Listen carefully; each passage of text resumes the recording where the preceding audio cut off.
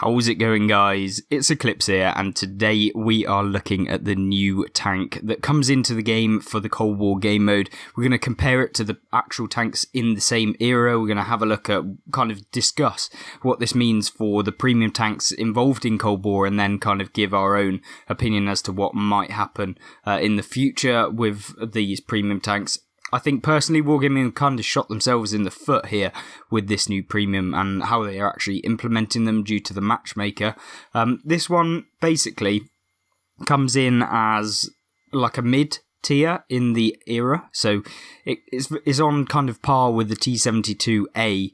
Now, you know, it's kind of like a in between the T-62A and the T-72A, and that really puts it in a place where personally, I don't think many people are going to want to actually pick it up, considering how much this is going to set you back. It's 10,400 gold just for the Ural base, and that's in 2 weeks' time, as of the recording of this video. So when it actually gets released, it's going to be 2 weeks further on.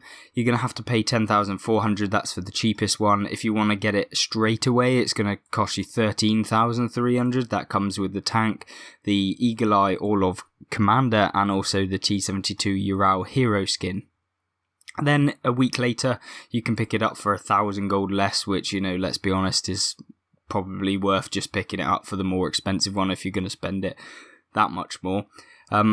As for waiting, obviously you can test it out in game if you want to give it a little bit of time to be able to pick it up when it does go down to 10,400, which is more of a reasonable price. But personally, I wouldn't pick up this tank if it was down to me, just because it is literally a worse version of the T-72AV and the T-72A.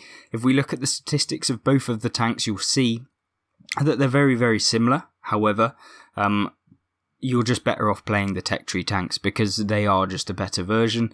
If we look at this Ural, what happens is we've got the same alpha on the gun.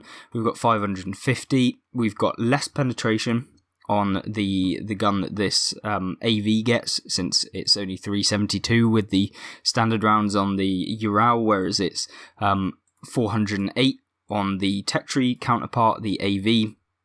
And then if we have a look at the stock gun, it's still like very, very similar. It's only rate of fires that change really when you have a look at these. And talking about rate of fires, we can actually have a look, is that you'll have better DPM in basically the T-72A and the T-72AV.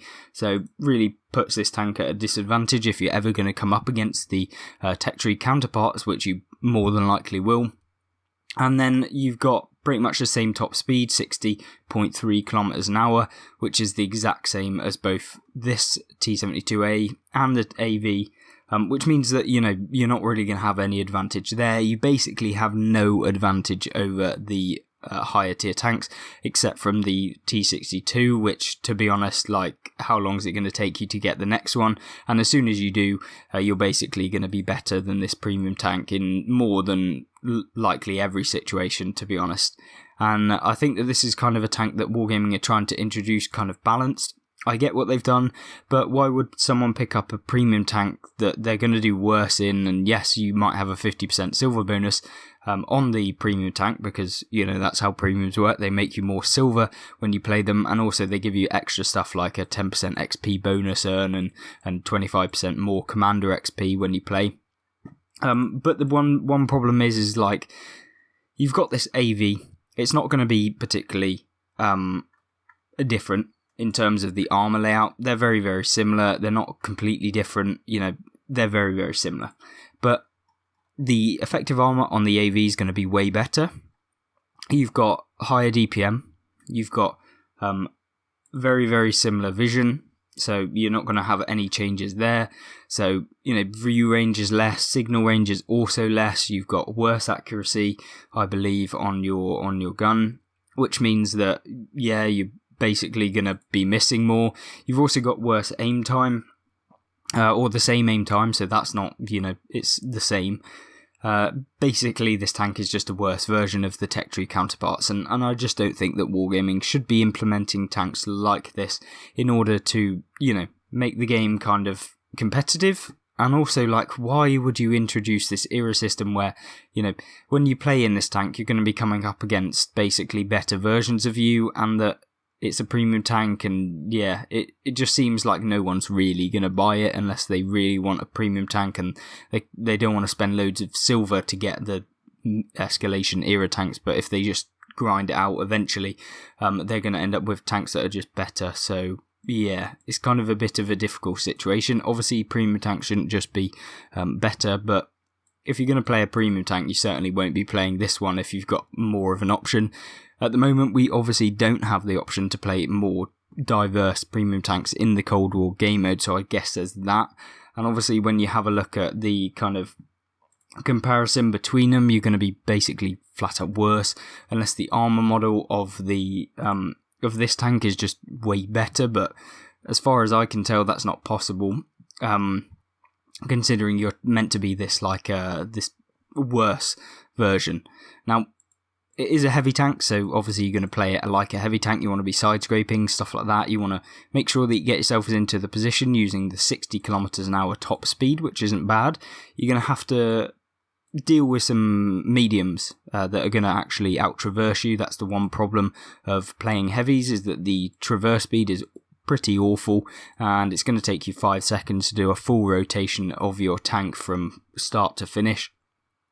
So maybe putting on some whole traverse speed perks might be useful in this tank, and obviously if you want to put on some of the accuracy ones, because 0.39 accuracy is it's not particularly very fun, especially when this whole new game mode's fought at longer ranges. So make sure that you put all of the accuracy perks on and all of the accuracy equipment if possible, because this tank is really going to be difficult to actually hit things at long ranges anyway.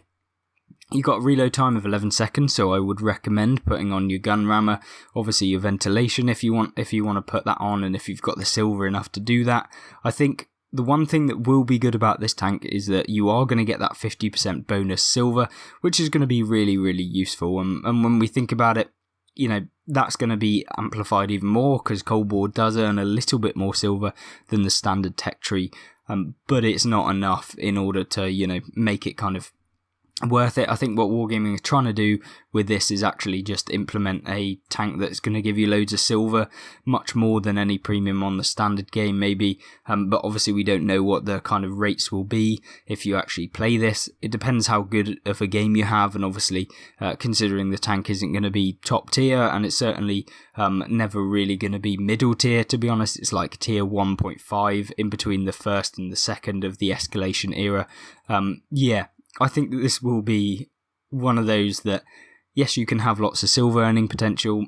Yes, you're not going to be super, detrimented if you play this tank, but obviously you're not progressing through any of the lines, so you're not getting the better tanks in the era, and it's probably one I'd only use to earn silver, and that is literally it. I wouldn't play it for fun, because, I could just play the actual era tanks to be able to have better games and more fun when you're carrying around in the top tiers of the Cold War game mode on World of Tanks.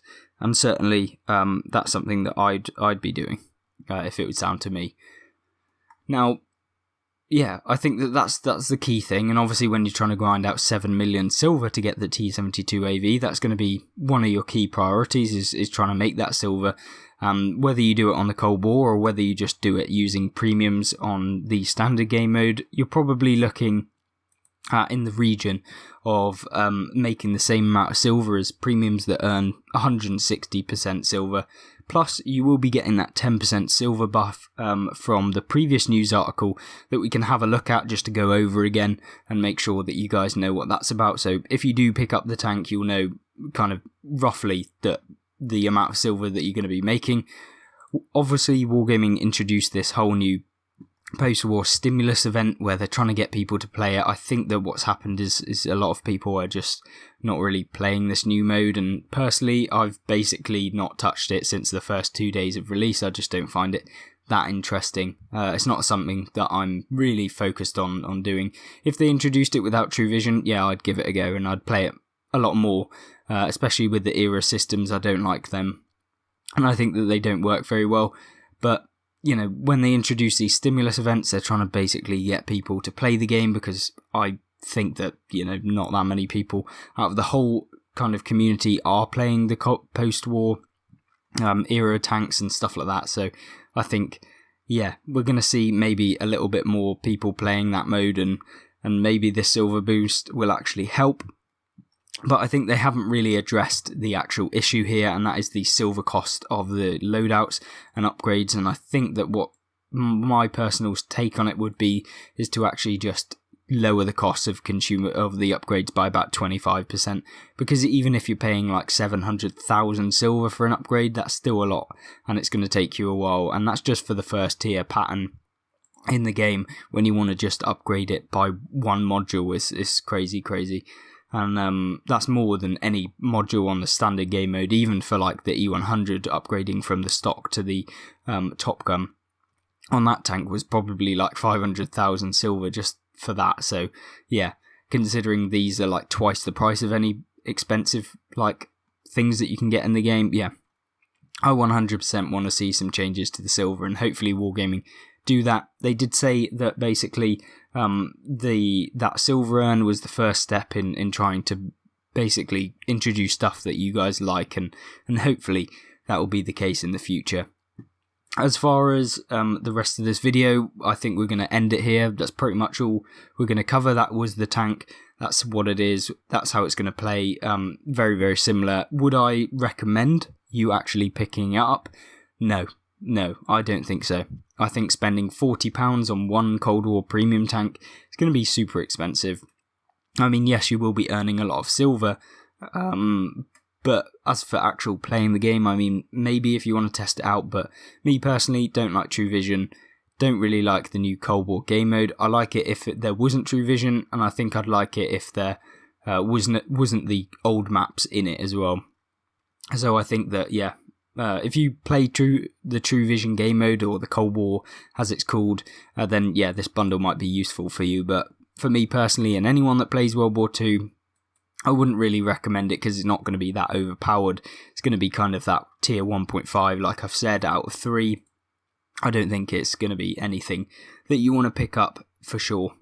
Other than that, guys, I hope you did enjoy the video. If you did, make sure to hit the like button, and if you want to go into some more news and update news, then I did a video yesterday or 2 days ago about the news that you can have a look at, and I will link that on screen right now.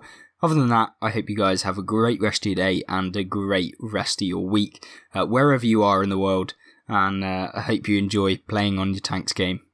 Cheers, goodbye.